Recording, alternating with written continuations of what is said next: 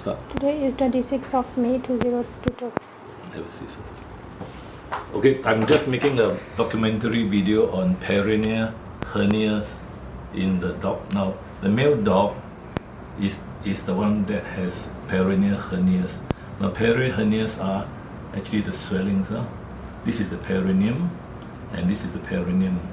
Now, perineum is the area where it's between the anus and the side of the muscles.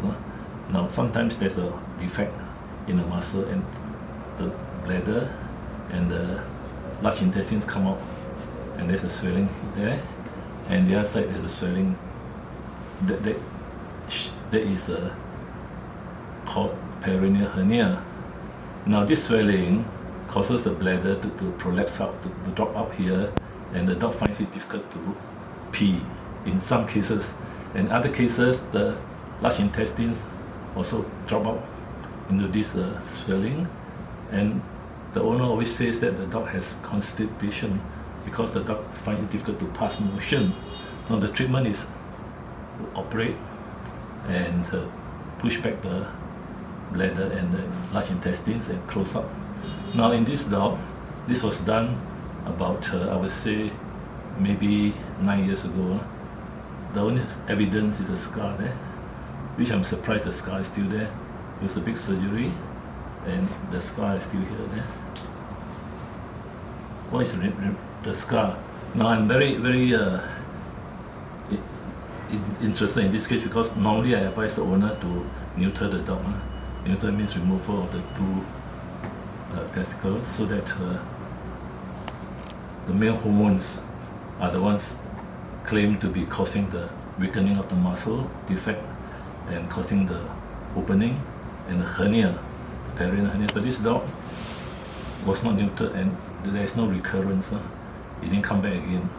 So this is why I record down this unusual case, because there are some cases I've seen where the hernia came back again. There you can see the stitching. The stitching, there was about probably 9 years ago stitching, you see. This is how the stitching here there. And that's a long time ago. And this dog has no recurrence, and also has no anal sac infection. Now, the main problem of this dog nowadays is this one there.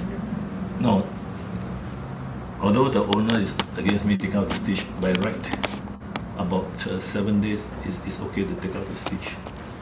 And sometimes the stitch causes the itch, irritation, and that's why you can see it doesn't heal very well.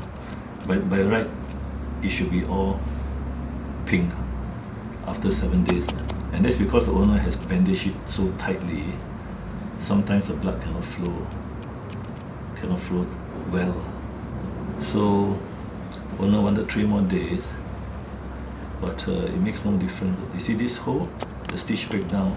Now, if you expose it to the environment, this wound will heal very nicely. But if you bandage it up, then it's difficult to heal, because the whole bandage is very tight. And now, the other thing I want to make a point is, now in many of the surgeries, it's advisable not to stitch up too closely.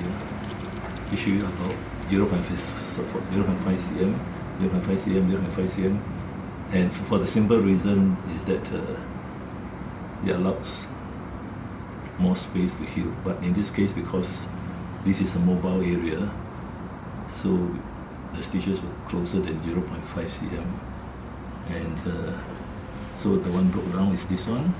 Other than that, it's okay. Now, the main problem is the dog is losing weight and has gum, dry gums and gum ulcers, so I'm checking into it, see whether he has tonsillitis or not.